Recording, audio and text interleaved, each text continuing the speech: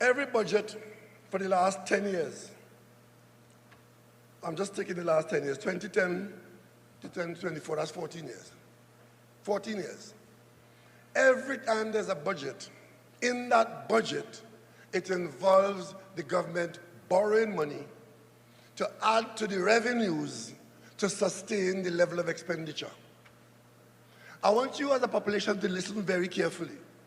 Because when people come telling you, you should do this, you should do that, you can give this, it is not in a vacuum. It's against the background of your ability to pay for it, or to carry debt for it, or to keep yourself away from falling into a situation where you get into default on monies you borrow. 2010, I don't have that figure, but 2011, the government, in addition, and this is in addition to the earned revenue, this is the borrowing, 3 billion. 2012, 15.7 billion. Who was in government then? 2012.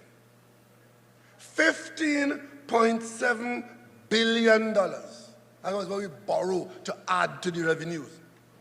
2013, 1.2 billion. 2014, 5 billion. 2015, 6.2 billion. 2016, 11 billion. Because when we came in 2015, September, by the following January morning, with the collapse of the oil price, if we were to maintain the expenditure on the public servicing of the country, we had to borrow. You heard them talking about the wonderful economy they left and how things were nice in their day. We came in September 2015. On the 9th of September, I was sworn in. By the time we turn around with a few weeks, I just told you a while ago, we almost couldn't pay public servants. So in 2016, right, we had to borrow $11 billion, right, of which 6.5 of that was the back pay that they incurred on the way out. The following year, 6.1 billion, 2017. 2018, we now have been in government for 3 years. We reduced the borrowing to 1.9 billion. You get my drift? The following year, 2019, that was when there was a collapse in oil price, and on one day, it went down to some ridiculous figure. Oil price collapsing, and gas price collapsing with it. But we wanted to keep the country on that even keel on what we thought was temporary, because these things go up and down. They oscillate up and down. We had to borrow 6.6 billion. So up to that point, that is middling. 2020, COVID, country shut down.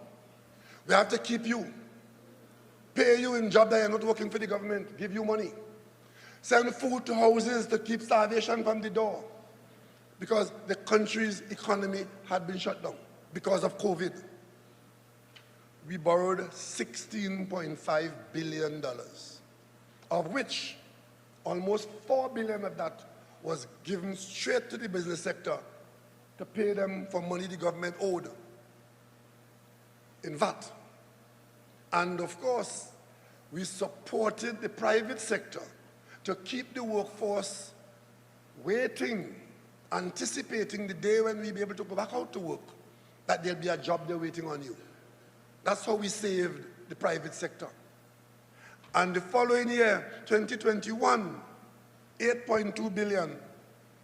2022, 2.2 billion. 2023, 7.5. 2024, 4.1. Ladies and gentlemen, it takes responsible governance to manage a country like ours, which has incurred debt in this way. Because the incurring of the debt is one thing, but the real issue about debt is your ability to repay.